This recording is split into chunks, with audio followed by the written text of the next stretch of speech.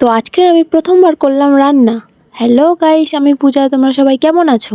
কারণ আমার মা আজকে বাড়িতে নেই, তাই আমাকেই সব রান্না করতে হবে। তাই সবার প্রথমে ভাতটা বসিয়ে দিয়েছি, দিয়ে এখানে ডাঁটা কেটে নিচ্ছি, কারণ ডাঁটা দিয়ে আলু দিয়ে ঝোল হবে।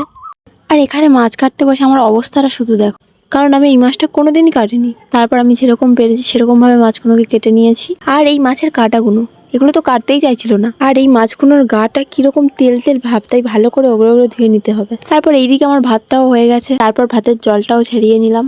তারপর মাছগুলোর গায়ে ভালো করে নুন, লঙ্কার গুঁড়ো আর হলুদ দিয়ে মাখিয়ে কড়াইতে দিয়ে দেবো তেল। তেলটা গরম হয়ে গেলে দিয়ে দিচ্ছিলাম মাছগুলো। তারপর হঠাৎ থেকেই মাছটা তারপর আবার মাছগুলোকে ভালো করে উল্টে উল্টে দিয়ে কিছুক্ষণ উল্টো সাইডটা রেখে তুলে নিলাম। তারপর কড়াইতে আবার তেল দিয়ে জিরে মরিচ আর তেজপাতা দিলাম।